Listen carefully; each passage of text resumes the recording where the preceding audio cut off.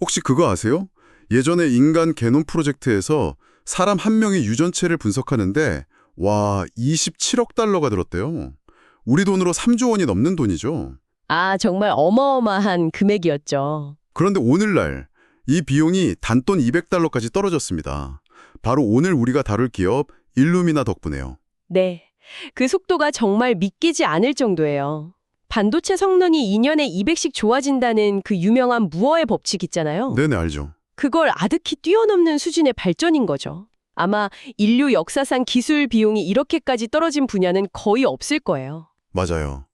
그래서 오늘 저희가 이 놀라운 기업, 유전체 시퀀싱 분야의 거인 일루미나에 대해 제대로 한번 파헤쳐 보려고 합니다. 네, 여러분이 보내주신 자료들이 정말 알차더라고요. 맞아요. 2020년 전망을 다룬 종합투자 분석 보고서부터 트래피스 같은 금융 데이터 플랫폼의 심층 분석, 그리고 가장 최근 실적 발표 녹취록까지.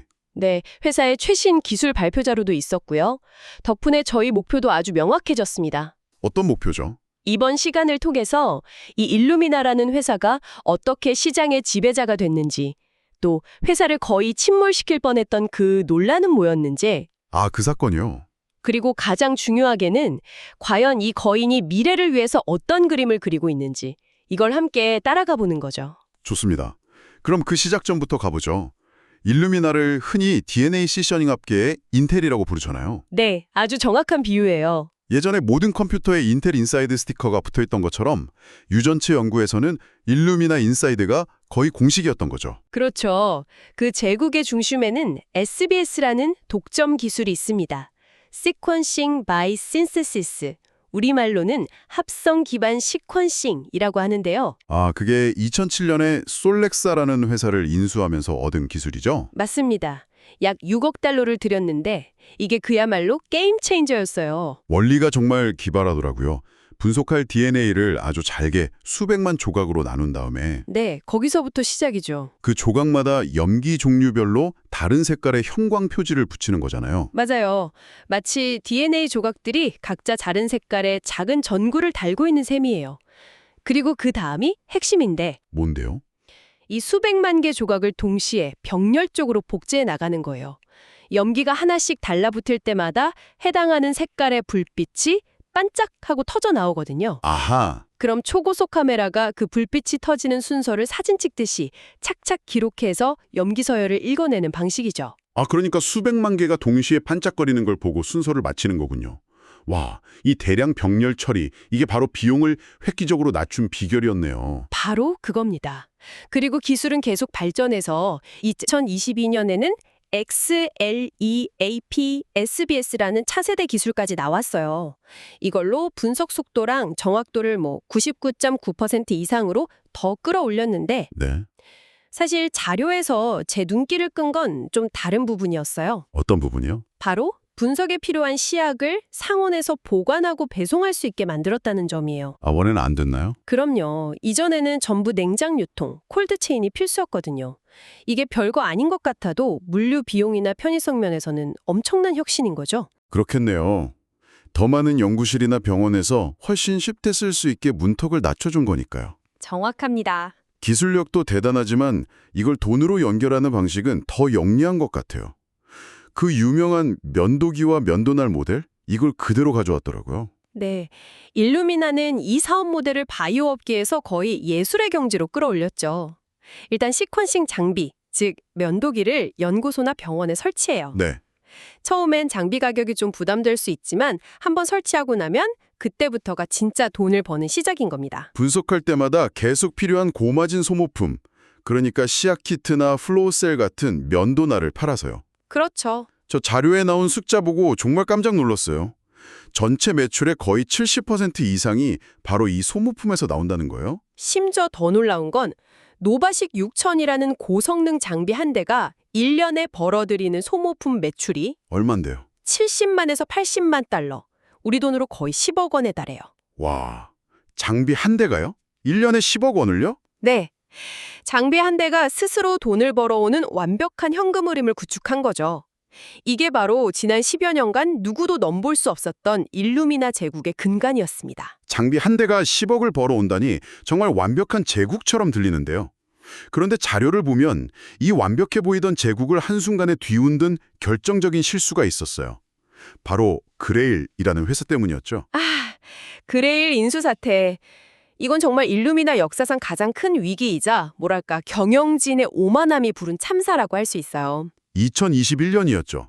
70억 달러라는 엄청난 돈을 들여서 그레일을 인수한다고 발표했는데 네, 그레일은 혈액 한 방울로 50가지가 넘는 암을 조기에 진단하는 액체 생검 기술을 가진 당시 가장 핫한 스타트업 중 하나였어요. 잠깐만요. 기술 자체는 굉장히 혁신적이고 미래지향적인데 여기서 뭐가 그렇게 잘못됐던 건가요?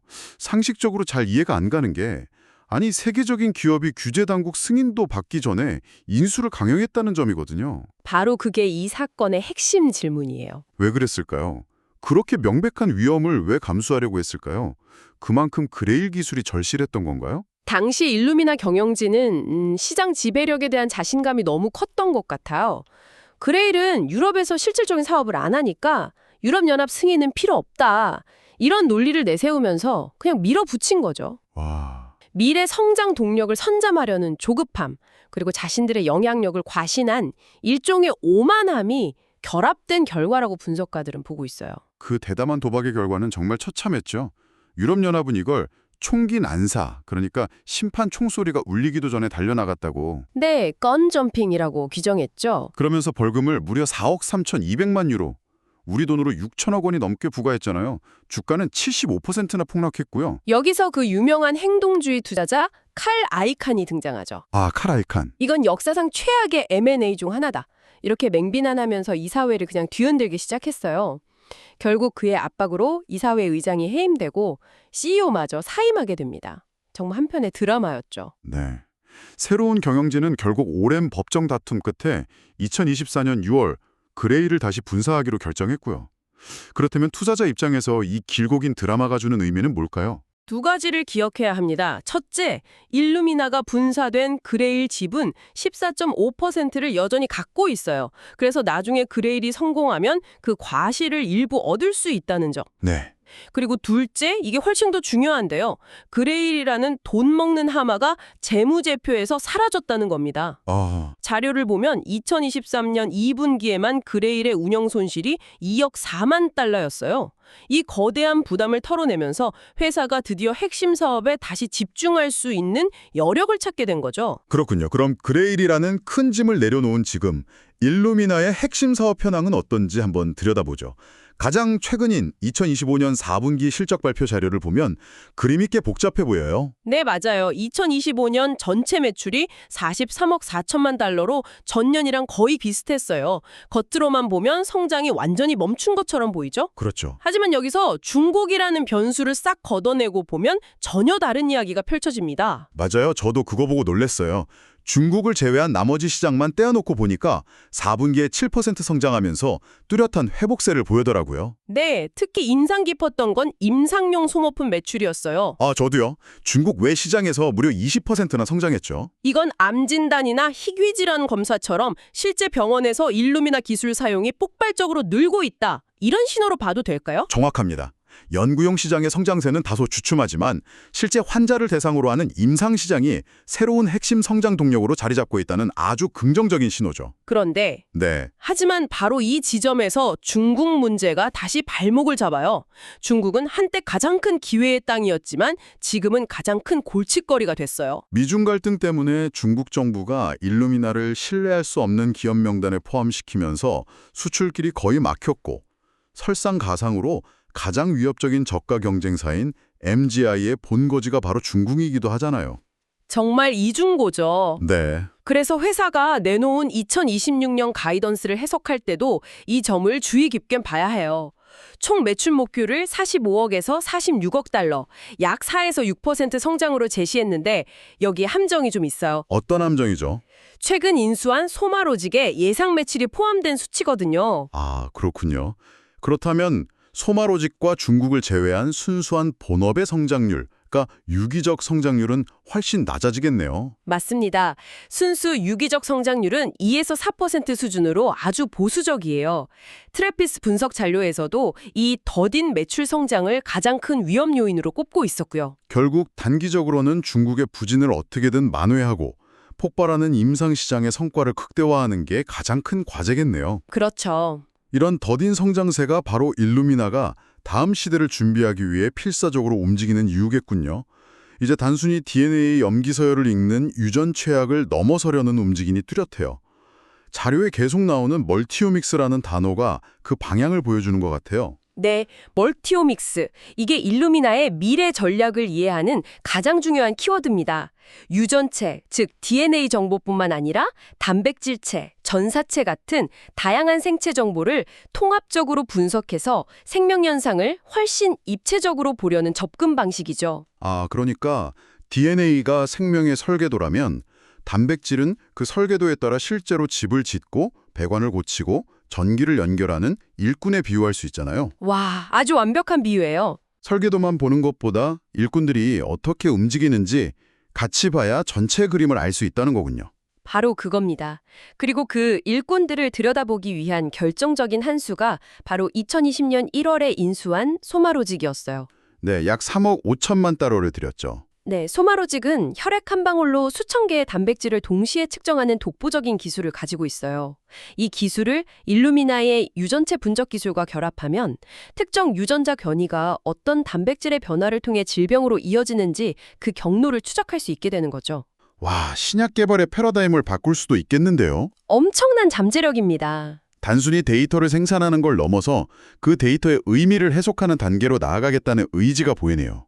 여기서 자연스럽게 데이터와 AI의 중요성이 부각되는데 2025년에 바이오 인사이트라는 새로운 사업부를 출범시킨 것도 같은 맥락이겠죠. 네, 바이오 인사이트는 일루미나가 하드웨어 회사를 넘어 데이터 플랫폼 기업으로 진화하려는 야심을 명확하게 보여주는 움직임이에요. 이 사업부의 첫 제품이 정말 흥미로운데 바로 1억 개 세포 아틀라스입니다. 이렇게 세포지도요? 이름만 들어도 규모가 엄청난데요. 이게 정확히 어떤 데이터인가요? 유전자 가위 기술로 1억 개의 개별 세포에 각각 다른 유전적 변화를 준 거예요. 그리고 각 세포가 그 변화에 어떻게 반응하는지를 총망라한 거대한 데이터셋이죠. 와, 말 그대로 세포 반응의 백과사전이나 지도를 만든 거네요. 그렇죠. 근데 여기서 정말 놀라운 점은 아스트라제네카, 일라일릴리, 머크 같은 글로벌 빅파마들이 벌써부터 신약 개별 AI 모델을 훈련시키는데 이 데이터를 사용하기 시작했다는 거예요. 세상에, 이건 완전히 새로운 비즈니스 모델의 가능성을 보여주네요. 과거에는 장비랑 시약을 팔았다면 이제는 신약 개발의 필수적인 고부가치 데이터를 구독 형태로 판매하는 데이터 면도날 사업을 시작한 셈이군요. 맞습니다. 만약 이 전략이 성공한다면 일루미나의 기업 가치 자체가 완전히 재평가될 수 있을 거예요. 하지만 이런 야심찬 미래로 가는 길이 순탄치만은 않아 보여요. 앞서 잠깐 언급했지만 이제 일루미나는 더 이상 독점 사업자가 아니잖아요. 네, 경쟁 환경이 훨씬 치열해졌죠. 과거와는 상황이 180도 달라졌어요. 특히 중국의 MGI가 무섭더라고요. 맞아요. 정부의 전폭적인 지원을 등에 업고 저가 모델로 아시아랑 유럽 시장을 무섭게 파고들고 있어요. 그 외에도 엘리먼트 바이오사이언스나 옥스포드 나노포어처럼 각자 뚜렷한 강점을 가진 경쟁자들이 계속 등장하고 있고요. 자, 그럼 오늘 나눈 이야기들을 종합해서 투자 관점에서 한번 정리해보죠. 만약 여러분이 일루미나에 대해 긍정적으로 생각한다면, 즉, 불 케이스는 어떤 스토리가 될까요? 긍정적인 스토리는 이렇습니다. 그레일이 악몽에서 벗어나서 핵심 사업에 집중하게 됐다. 특히 폭발적으로 성장하는 임상시장을 새로운 주력 장비인 노바식 X로 선점하고 있다. 무엇보다 바이오 인사이트 같은 데이터 사업이 성공적으로 안착하면 이 회사는 더 이상 하드웨어 제조업체가 아니라 고마진 데이터 플랫폼 기업으로 재탄생할 것이다. 현금 흐름도 여전히 좋고요. 네, 현금 흐름도 여전히 훌륭하다. 이게 불 케이스의 핵심 논리일 거예요. 반대로 부정적인 시각, 베어 케이스는 어떤 점들을 우려할까요? 베어 케이스는 좀 더 현실적인 문제들을 지적하죠. 중국에서의 사업 위축은 단순한 경기 문제가 아니라 지정학적 리스크가 겹친 구조적인 문제라 쉽게 해결되기 어렵다.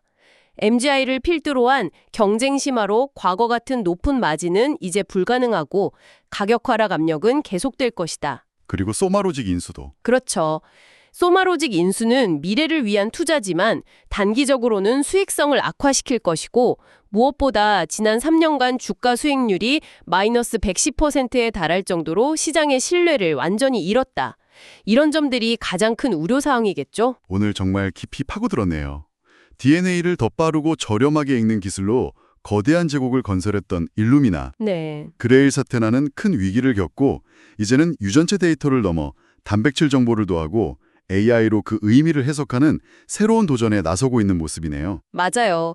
그래서 우리가 마지막으로 던져봐야 할 질문은 결국 하나로 모아지는 것 같습니다. 그게 뭘까요? 과연 하드웨어와 화학시약을 팔아 제국을 건설했던 회사가 이 치열해지는 경쟁과 지정학적 위기 속에서 데이터와 AI를 중심으로 하는 기업으로 성공적인 변신을 할 수 있을까요? 이 질문에 대한 답이 앞으로 일루미나의 미래를 결정하게 될 겁니다.